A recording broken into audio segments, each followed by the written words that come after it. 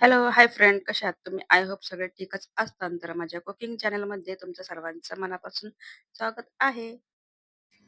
तर आपण रेसिपीला स्टार्ट करण्याच्या अगोदर माझ्या चॅनलला सबस्क्राईब केलं नसेल तर प्लीज, प्लीज माझ्या चॅनलला सबस्क्राईब करा आणि आपली रेसिपी स्टार्ट करूया. तर मी तुमच्यासाठी प्रत्येक वेळेस छान-छान रेसिपी घेऊन येत आहे आणि आजही घेऊन आलेली आहे.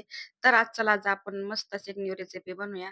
आता उन्हाळा तर सुरू होत आहे, तर त्यासाठी आपण बरेच काही उन्हाळ्यासाठी जे काही बनवतो तेच आज बनवणार आहे.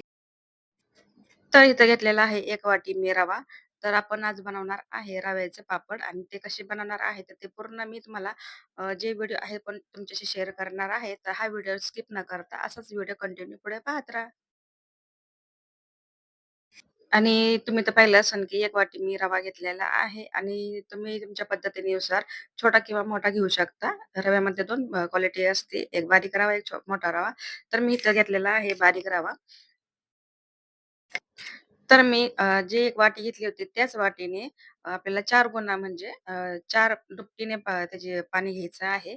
तर मी 1 वाटी रवा आणि 4 वाटी पाणी घेतलेलं आहे. त्याच्यामध्ये 2 चमचे जिरं टाकलेलं आहे. तर तुम्ही चवीनुसार मीठ पण ॲड केलेलं आहे आणि आता मी कोथिंबीर ॲड केलेली आहे. तर ह्याच्यामध्ये आपण ह्याच्यामध्ये कढीपत्ता पण धुवून वगैरे कट करून टाकू शकतो. पण मी इथं कढीपत्त्याचा वापर न करता इथं जे लिंबाचा पाला असतो ना, आपण लिंबाचा रस वगैरे बनवतो त्या लिंबाचा रस आणि त्याच्यानंतर 7 ते 8 मी पानं घेतली होती. त्याला धुवून वगैरे घेतली आणि कट वगैरे करून ह्याच्यामध्ये टाकून दिली. तिथं घेतलेली आहे आपण 1 वाटी रवा. त्यासाठी आपल्याला लागणारं म्हणजे सर्वात महत्त्वाचं म्हणजे घेतलेलं आहे पापड खार. पापड खार जास्त नाही झालं पाहिजे आणि कमी नाही. एकदम क्वांटिटी व्यवस्थित टाकायची आहे. 1 चमचाभर घेतलेला आहे आणि चिली फ्लेक्स ह्याच्यामध्ये ॲड करून आणि आपण ह्याला मिक्स करून घेऊया. आणि आपल्या पाण्याला चांगल्यापैकी उकळी येऊन द्यायची आहे. नंतरच आपला जी रवा आहे हळूवार हाताने तुम्ही पाहू शकता मी कशा पद्धतीने टाकते. लास्टमध्ये थोडंसं पटपट टाकण्याच्या गडबडीत माझे थोडेसे गाठी तयार झाले होते. पण त्याचा काही प्रॉब्लेम नाही. पण थोडंसं शक्यतो जेवढं होईल तेवढं हळूवार टाकू शकता. जे आपला रवा आहे ना एकदम पाण्यामध्ये व्यवस्थित विरघळला पाहिजे. थोडंसं एकदम मिक्स करून घ्यायचं आहे. तर तुम्ही म्हणत असाल, की पिवळं का दिसते? ज्यावेळेस आपण पाण्यामध्ये जिरी ॲड करतो ना, त्यावेळेस जिरीचा आपोआप कलर पाण्यामध्ये सुटायला लागतो आणि तो पिवळा व्हायला लागतो. तर तसंच मी काही हळद वगैरे टाकलेली नाहीये आणि आपला जे आहे ना रवा टाकायचा एकदम झालेला आहे.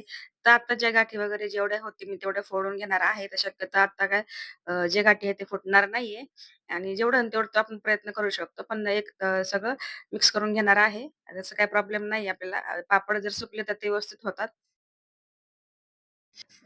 जे आता लाटणं आहे ते साफ करून घेतलेलं आहे आणि आता आपलं हे जे बॅटर आहे ना, एकदम व्यवस्थित करून घ्यायचं आहे ना, ह्याच्यानंतर आपल्याला ह्याच्यावरती झाकण ठेवून 5 मिनिटं तरी असंच ठेवायचं आहे. ह्याला जेवढं आपण होईल तेवढं शिजवून घ्यायचं आहे आणि समजा शिजून जर नाही घेतले ना, आपले पापड जे आहे व्यवस्थित येणार नाहीये.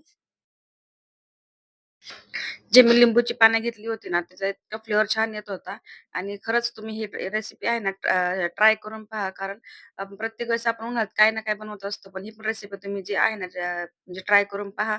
पापड खूप छान लागतात. मी पण ट्राय केले. खरंच खूप छान झालते आणि क्रिस्पी वगैरे होतात आणि आपण वर्षभरासाठी ना त्याला स्टोअर करून पण ठेवू शकतो. फक्त त्याला मेहनत कशी माहिती का? फक्त त्याला शिजवून घ्यायचं आहे. थोडंसं गॅसचा फ्लेम वगैरे कमी करून शक्यतो तर आहेतच खाली आपल्या पातेल्याला म्हणा, कढईला म्हणा चिटकतं ते, तर काही प्रॉब्लेम नाहीये. कारण जे आपलं थोडक्यात बॅटर असं म्हणा तुम्ही एकदम व्यवस्थित शिजला पाहिजे. तर मी पाण्याचा थोडा म्हणजे हात डुबवून घेतला होता आणि तुम्हाला दाखवते, की आपला हे जे आहे ना, ते एकदम शिजून झालेला आहे. थोडक्यात चिक पण म्हणता येईल आणि व्यवस्थित शिजून झाला आहे. कारण हाताला चिकटला नाही पाहिजे. तर नंतर मी ह्याचे पेढे बनवून घेतले. तर तुम्ही ह्याला अजून पातळ करून तुम्ही पळीच्या साहाय्याने ते पण बनवू शकता. तर मी थोडीशी नवीन वेगळी पद्धत काय केली आहे.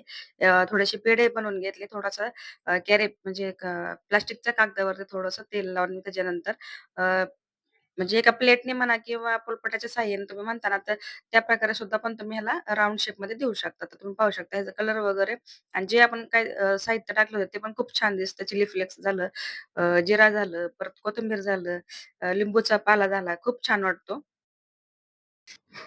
तर आपले एकदम व्यवस्थित गोल आकार वगैरे आलेले आहे आणि नंतर आपण ह्याला थोडंसं वाळल्याच्या नंतर पलटी मारून घेतली आहे. कारण आपल्याला जेवढे होईल तेवढे दोन्ही साइड एकसारखे सुकून घ्यायचे आहे.